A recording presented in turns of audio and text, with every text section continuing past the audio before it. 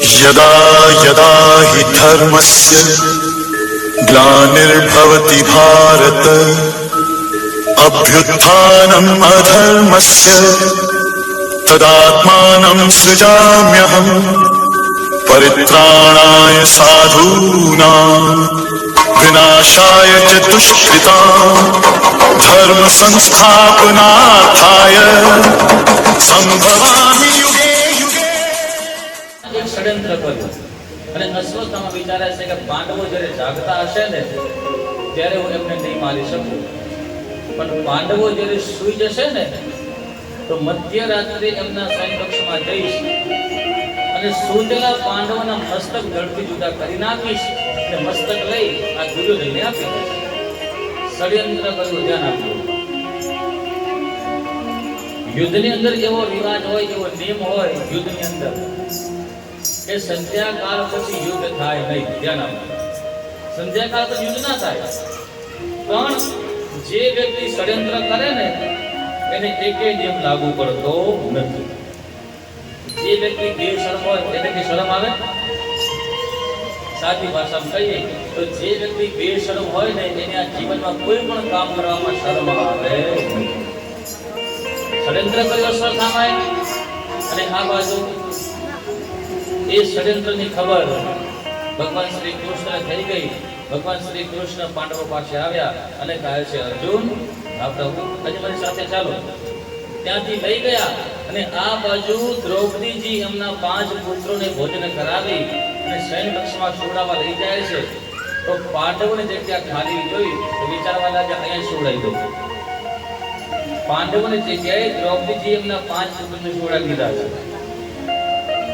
5 પુત્રો સુઈ ગયા અને આ બાજુ મધ્યરાત્રે અશ્વત્થામા શસ્ત્ર લઈ અને પાંડવોના શિબિરમાં આવે છે અને પછી જોયું કે પાંડવો સુતેલા છે.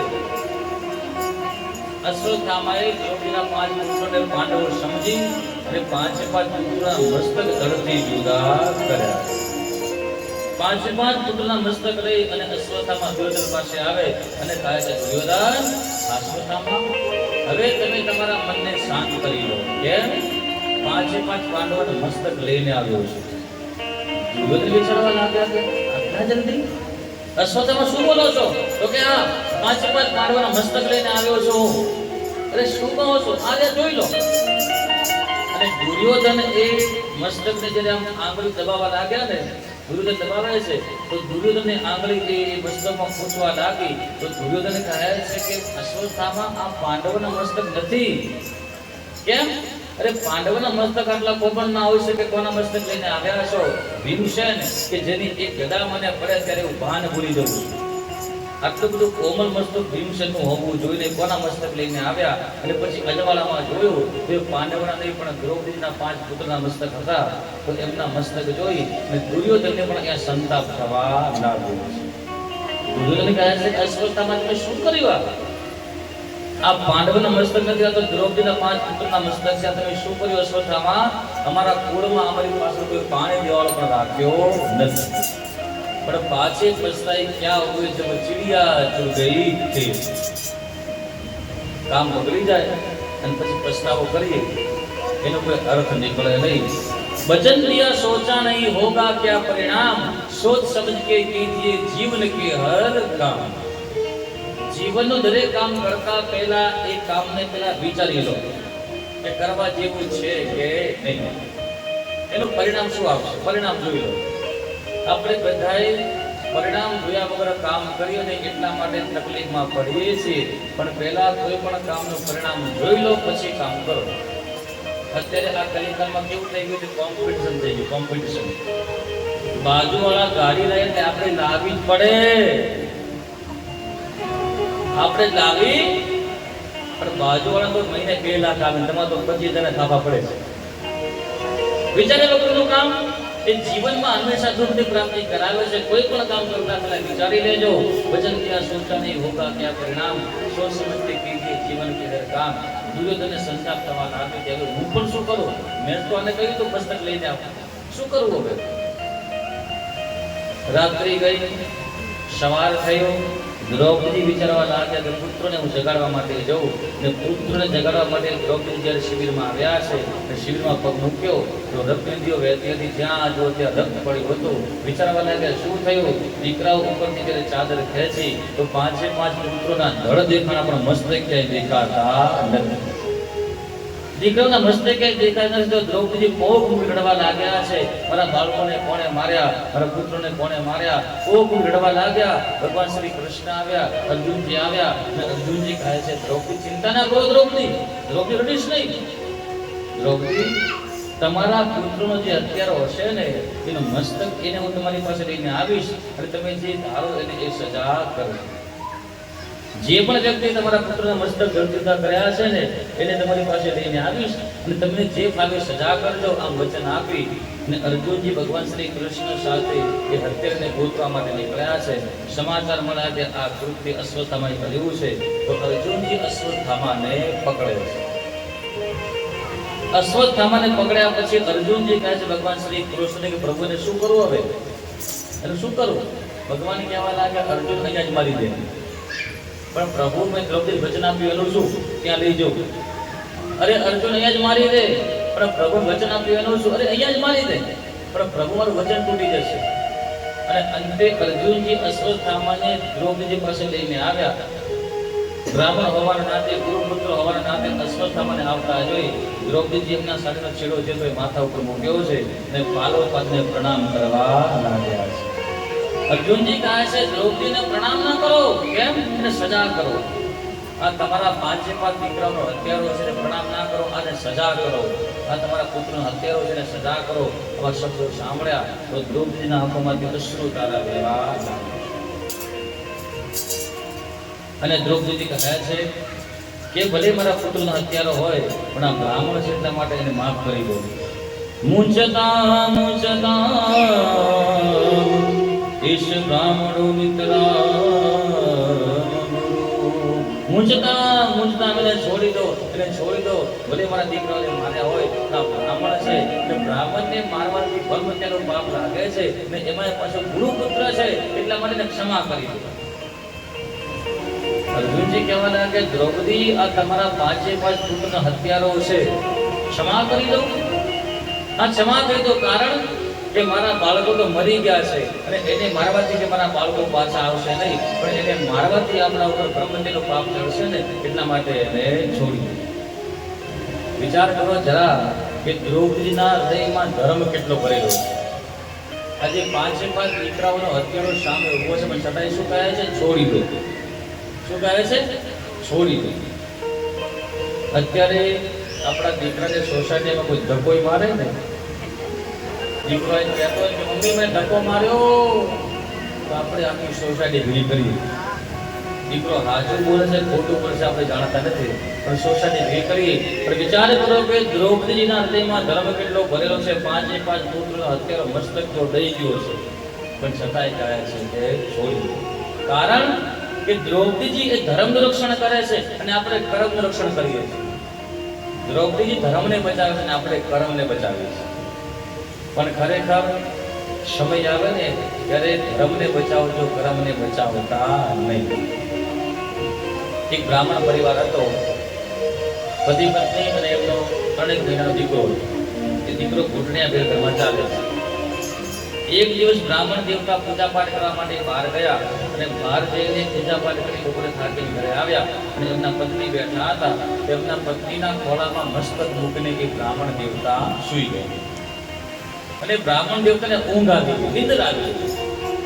બ્રાહ્મણ દેવતા એમની પત્નીના ખોળામાં મસ્તક મૂકીને સૂઈ ગયા અને આ બાજુ એમનો દીકરો નાનો રમતો હતો. રમતો રમતો ચાલતો ચાલતો ઘૂંટણા ભેર આમ આગળ વધ્યો છે અને એ ઘરમાં યજ્ઞશાળામાં યજ્ઞકુંડ બનાવેલો હતો.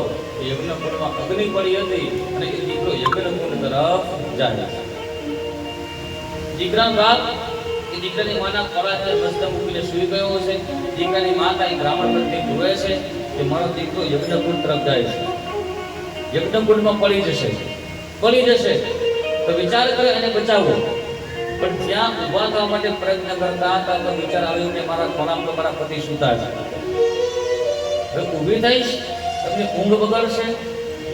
હવે એમને ઊંઘ બચાવવું કે દીકરાને બચાવવું? કોને બચાવવું જોઈએ? દીકરો એક કર્મ છે અને પતિની ઊંઘ એક ધર્મ છે. કોને બચાવવું જોઈએ?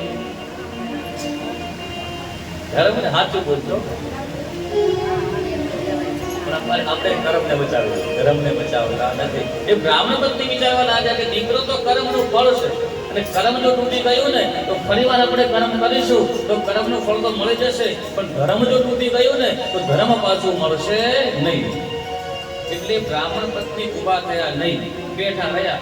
દીકરો ચાલતો ચાલતો યજ્ઞકુંડ ઉપર ચડી ગયો અને ત્યાં યજ્ઞકુંડમાં પડવાની તૈયારી કરી તો અગ્નિનારાયણ ભગવાન વિચારવા લાગ્યા કે આ તો સતી નારી છે, આ તો સતી નારી છે અને એના દીકરાને જો હું બાળીશ ને તો મને પણ શ્રાપ આપી દેશે. એટલે અગ્નિનારાયણ ભગવાન પોતે ઠંડા થઈ ગયા અને દીકરાને કઈ થયું નહીં, કારણ કે એ માતાએ ધર્મને બચાવ્યો. ધર્મો રક્ષતી રક્ષિતા. આપણે ધર્મને બચાવીશું ને તો આપણો ધર્મ આપણાને બચાવશે. પણ અત્યારે આપણને આપણા ધર્મ પર વિશ્વાસ નથી. 2 મહિના કૃષ્ણ પૂજા કરીએ ને કામ ના થાય તો કે રામને પકડો, અને 2 મહિના રામની પૂજા કરીને કામ ના થાય તો શિવને પકડો. 2 મહિના શિવની પૂજા કરીને કામ ના થાય એટલે આપણને મળે કામ કરો શું તો કે ચાદર ચડાવો અને આપણે આપણા દેવતાઓને મૂકી, આપણા ધર્મને મૂકી અને બીજેને ચાદર ચડાવીને આવતા હોય છે, કારણ કે આપણાને આપણા ધર્મ પર વિશ્વાસ નથી. પણ એક વસ્તુ ધ્યાનમાં રાખજો કે આપણા ઘરે દીકરો જન્મે, આ દીકરો છે ને કોનો દીકરો છે? તાળીથી વધારે. આ દીકરો તમને પૈસા કમાઈને ક્યારે આપશે? કેટલા વર્ષે આપશે? 25 વર્ષે આપશે ને? 25 વર્ષ દીકરો જન્મે એ 25 વર્ષે પૈસા કમાઈને આપે ને, 25 વર્ષ સુધી આપણે દીકરાનું પૂરું કરવાનું ને, પૈસા નાખવાના ને. તો દીકરો 25 વર્ષે પૈસા કમાઈને આપણે રાહ જોઈ બેસી 25 વર્ષે પૈસા મળશે તો દીકરાને તો આપણે 25 વર્ષ રાહ જોઈએ છીએ અને ભગવાનની આપણે 5 મહિના પણ રાહ જોતા નથી. દીકરો આપણે 25 વર્ષે કમાય ને અને ખરેખર ખાતરી સાથે આપણે કહું છું કે આપ ભગવાનની પણ 25 વર્ષ સેવા કરો તો ભગવાન એનું પરિણામ આપશે, આપશે ને આપશે. પણ આપણે તો 10 ફૂટનો કૂવો ખોદીએ પાણી નીકળતો નથી, બાજુ બીજો ખોલો 10 ફૂટનો, અહીંયા નીકળ્યો બીજો ખોલો 10 ફૂટનો, અને આમ કરતા કરતા 10 ફૂટના 10 કૂવા ખોદીએ પાણી નીકળતું નથી, પણ 100 ફૂટનો એક કૂવો ખોદતા નથી. પણ જે દિવસે 100 ફૂટનો એક કૂવો ખોદશો ને એ દિવસે પાણી નીકળશે, નીકળશે ને નીકળશે. દ્રૌપદીજી કહેવા લાગ્યા છે કે એને છોડી દો, આપણે મારવાથી પાપ લાગશે, ધર્મ ક્યાં લાગશે? ભીમસેન કહે છે મારી દો, અર્જુનજી કહે છે મારી દો, ધર્મરાજ યુધિષ્ઠિર કહે છે કે છોડી દો. કરવું શું? અર્જુનજી કહે છે ભગવાન શ્રી કૃષ્ણને હે પ્રભુ હવે તમે જ કહો શું કરું? ભગવાન કહેવા લાગ્યા કે અર્જુન મેં તો કહ્યું હતું કે ત્યાં જ મારી દઉં. અહીંયા લઈને એટલે નામ નથી, પણ એ સમયની અંદર ભગવાન પોતે ત્યાં અર્જુનની કસોટી કરતા હતા કે એનો ધર્મ ચૂકે છે કે નહીં, એનું વચન ચૂકે છે કે નહીં. અને ખરેખર કાં તો વચન આપવું નહીં અને વચન આપવો તો ચૂકવું નહીં. વચન વટ વચન અને વેદ આપણે કહેવાય ને, વટ વચન અને વેદ. વચન જો આપો ને તો ચૂકવો નહીં, કારણ કે વચન ચૂક્યા 84 માં જાય. પ્રભુ શું કરવું એનો? તો ભગવાન શ્રી કૃષ્ણ કહેવા લાગ્યા કે અર્જુન યુધિષ્ઠિર છે ને તમારા મોટા ભાઈ છે, અને મોટા ભાઈ જો કહેતા હોય ને તો એમની આજ્ઞાનું પાલન કરવાનો તમારો ફરજ બને છે, છોડી દો. અને અર્જુન આ બ્રાહ્મણ છે અને બ્રાહ્મણને મારવાથી બ્રહ્મહત્યાનું પાપ લાગે એટલા માટે એને છોડી. અર્જુનજી વિચારવાના કે છોડી દઉં તો કે હા. થોડોક સમય થયો અને પછી ભગવાન કહેવા લાગ્યા અર્જુન હા પ્રભુ ભલે બ્રાહ્મણ હોય પણ આતતાઈ છે અને આતતાઈને મારવામાં કઈ વાંધો આવે નહીં એટલા માટે એને મારી દો. અર્જુનજી કહેવા લાગ્યા પ્રભુ બે વખત ના બોલશો પ્રભુ, એક જ વાત કહો છોડું કે મારું? આપ તો પ્રભુ બે વાત કહો છો, ઘડીકમાં કહો છો છોડી દો અને ઘડીકમાં કહો છો મારી દો, અને છોડું કે મારું? અને ખરેખર ભગવાન શ્રી કૃષ્ણ છે ને એને સમજવા તો બહુ કાચા છે, એકદમ વાંકા ચૂકા ભગવાન કૃષ્ણ. અને જે આ વાંકા ચૂકા કૃષ્ણને સમજી જાય ને એનું આપણું જીવન સીધું થઈ જાય. બોલો રાધે રાધે. એકદમ વાંકા ચૂકા ભગવાન રામ છે ને સીતા પરિતા પુરુષોત્તમ રામ. રામચરિત્ર પરમ પવિત્ર ને કૃષ્ણ ચરિત્ર તો મહાવિચિત્ર. ટેડા મેડા નામથી ખાલી શરૂઆત કરો. બોલો કૃષ્ણ, રામ બોલાય ને, બોલો રામ શરૂ બોલાય ને. પછી ફોટો આપણે ભગવાનનો જોઈએ. દેખાય છે ફોટો પાછળ? ના દેખાતો મનમાં ધારણા કરો કે મુરલી વાળો ફોટો રાધાજી સાથે હે ને. એ ફોટો તમે ભગવાનના પગમાંથી જોવાનું ચાલુ કરો. પગ સીધા કે વાંકા? ઢીચણમાં ઢીચણ સીધા કે વાંકા? કમર સીધી કે વાંકી? પછી થોડા ઉપર જઈએ, હાથ સીધા કે વાંકા? ડોક સીધી કે વાંકી? મુખ સીધો કે વાંકો? મુકુટ સીધો કે વાંકો? મુરલી સીધી કે વાંકી? મોરબી સીધો કે વાંકો? પૂરેપૂરા વાંકે વાંકા. એ વાંકા પૂરે ટેડા મેળા. ટેડા મેળા પૂરે ભગવાન શ્રી કૃષ્ણ ટેડા મેળા. પણ ભાવ શું રાખવાનો મનમાં કે ટેડા હે પર મેરા હે. ટેડા હે પર મેરા હે. અર્જુનજી વિચારવા લાગે શું કરું તો અર્જુનજીએ પણ નિર્ણય કર્યો. એ પણ પોતે ભગવાન શ્રી કૃષ્ણના શિષ્ય હતા. તો અર્જુનજી વિચારવા લાગે કે કોઈ પણ વ્યક્તિનું અપમાન આપણે પરિસભામાં કરીએ ને તો એને માર્યા બરાબર જ ગણાય છે. અશ્વસ્થામાના મસ્તિષ્કમાં જે મણી હતી એ મણીને ખેંચી બહાર કાઢી અપમાનિત કરી અને ત્યાંથી કાઢી દેવામાં આવ્યો છે. અને આ બાજુ અશ્વસ્થામાને અતિશય ક્રોધ આવ્યો. અને અશ્વસ્થામા વિચારે છે કે મારું આટલું બધું અપમાન કર્યું, શું કરું? આટલું બધું અપમાન કર્યું મારું, અરે એનું શું કરું? એના કુળમાં મેં કોઈ પાણી દેવાળો પણ રાખ્યો નથી, પણ હજુ એક બાળક છે પુત્રના ગર્ભની અંદર. ધ્યાન, પુત્રના ગર્ભની અંદર એક બાળક છે, એ રહી જશે. હરે રામા રામા રામ